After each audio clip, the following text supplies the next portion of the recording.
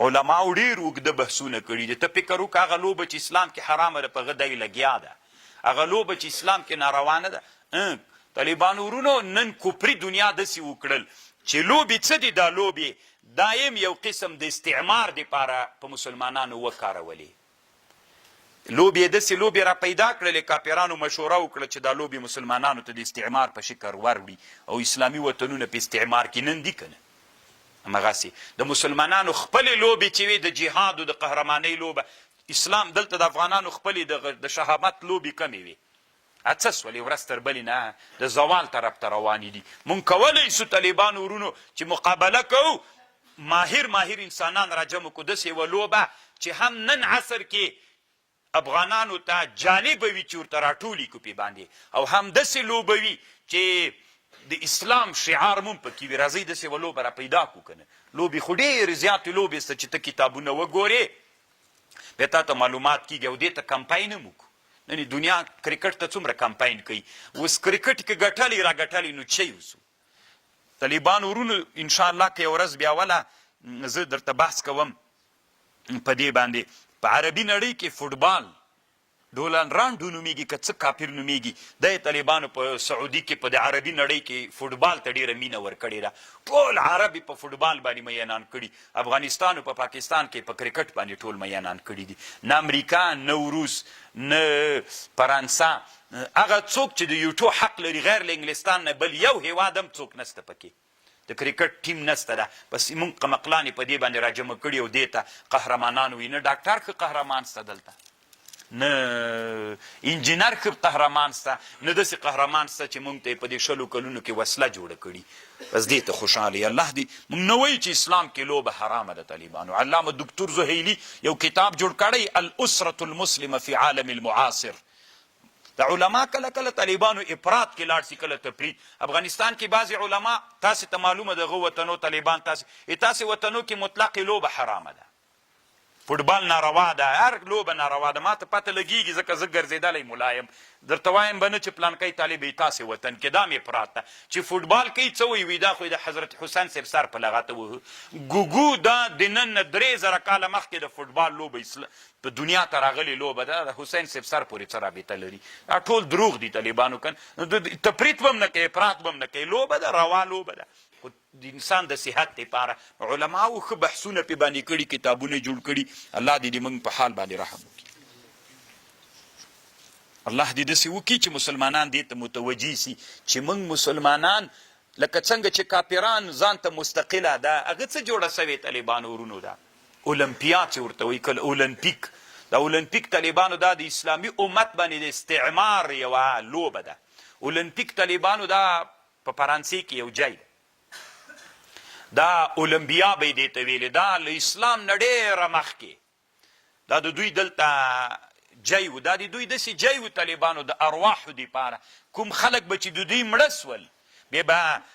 د هغوی دپاره دوی داسې عقیده درلودله چې کوم انسانان مړه سي نو د هغوی روحونو دپاره په کال کې یو وارې خوشحالۍ وکړي. تاسې طالبان ما خبرې ته غوږ سئ،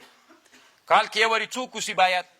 خوشحالۍ اوسي، دغه روحونو ته هغوی روحونه هم د لوبو ته راځي. دوی دغه ځای ورته تعین کړ،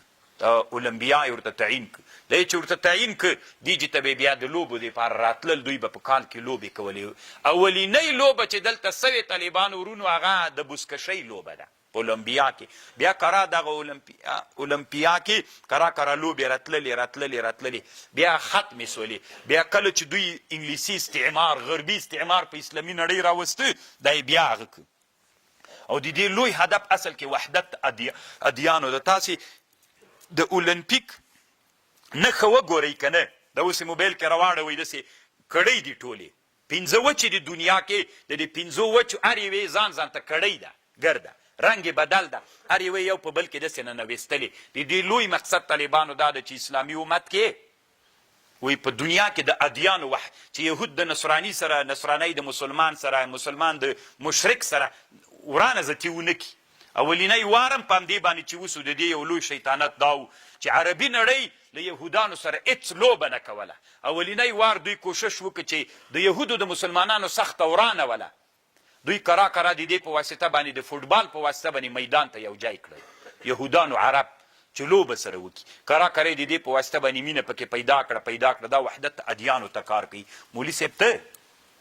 صاحب ویده ده دی وایي زه د اسلامي امت رهبر یم زه ډېر کار کوم کم کار کوي ته دې ته ګوره ورځ تر بلې نه په عربي نړۍ کې د یهودانو او د چا ملګرتیا شروع سوله علت یې څوک و هغه اولنی فوټبال چې د یهودو د عربو په منځ کې چا منځ ته راوړ د اولمپیک له لاسه وسو د اولمپیک شعار دا ده د وحدت ادیانو هلته طالبانو خپل ځان ته شعار لري ځان ته یو هغه لري څه ورته وایي دا مشعل لري که نه کوم وطن کې چې کېږي غجې ته یې بیا مخکې وروړي ها وهی ورته شروع کړي دا د استعمار یوه نښه ده اسلامي امت ویده ده د اسلامي امت مشران ویده دي اسلامي امت مشران مشري تر څو ټکو پورې منحصره بلي د اسلامي امت مشران انسانانو ته دا خبر نه کوي چې د اسلامي امت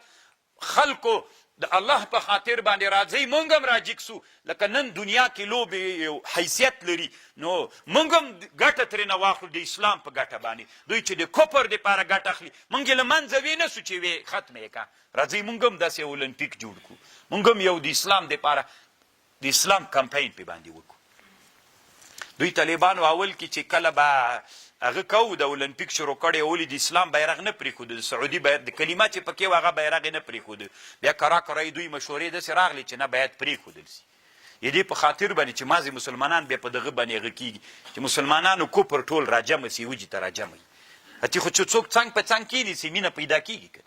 د کافر سره مینه پیدا سول اخر به داسې سي چې یهود به نصراني ته څه نه وایي نصرانی به یهود ته مسلمان به مشرک ته لور ورکوي مشرک به مسلمان ته ورکوي سی به دا دښمني ټوله له منځه لاړه سي اصل کې د دې لوی هدف دا ده خو مسلمانان وی کرکټ یو وی روا ده بل وی ناروا ده دې ته لګیا ده دا څه کوي په اصلي هدف کار وکړه راځئ موږ څه وکړو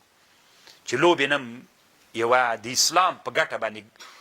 پیدا او نفع واخلو انشاءالله که وکمه ورځ طالبانو بیا په دې درته بحث کومه خو د ما بله وهلی کتاب ورک سوی کتابخانه کې چې په دې کم بحث کوي ما نه ورک ده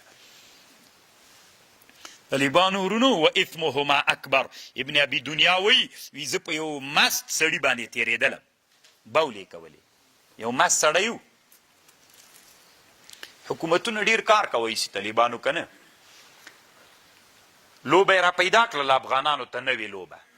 دا نوې لوبه چې را پیدا کړله دې لوبې ته کمپین وکړي علما ورته کمپین وکړي مشران یې ورته وکړي بس دا لوبه خپله ذاتي افغانانو کې مشهوره سوله نو هغه غربي فکر نه لاړله دا لوبه به داسې یوه لوبه وي چې به د افغانانو منځ کې مشهوره لوبه وي د بل چا د استعمار مخه په دې نیول سوي وي اوس استعمار ده که نه دغه لوبغاړو ته پیسې څوک ورکوي څوک یې ورکوي دا لوبغاړي د چا نه متاثر دي دا د ټولو لوبو له چا نه متاثر دي د دوی ته د اولمپیک کمیټه چې دلته جوړه کړې د ټولې پیسې څوک ورکوي نو تا ته چې څوک پیسې درکوي تا ته چې څوک فکر درکوي تا ته چې څوک جامه درکوي تا ته چې څوک لباس درکوي نو خو خود ترنه متاثر کېږي هره ورځ یې بیایي او رابیایي بس شراب و کباب هر څه ورته وي نو خو دغه ځوانان ته په لاس کې راواخله که نه او که ته وې نه لوبه دې بنده سي دا یې د حل لاره نه ده طالبانو د حل لاره یې دا ده چې نن دنیا ګوره بیا همغسې معامله ورسره کوه د هغوی په ضد باندې ته معامله ورسره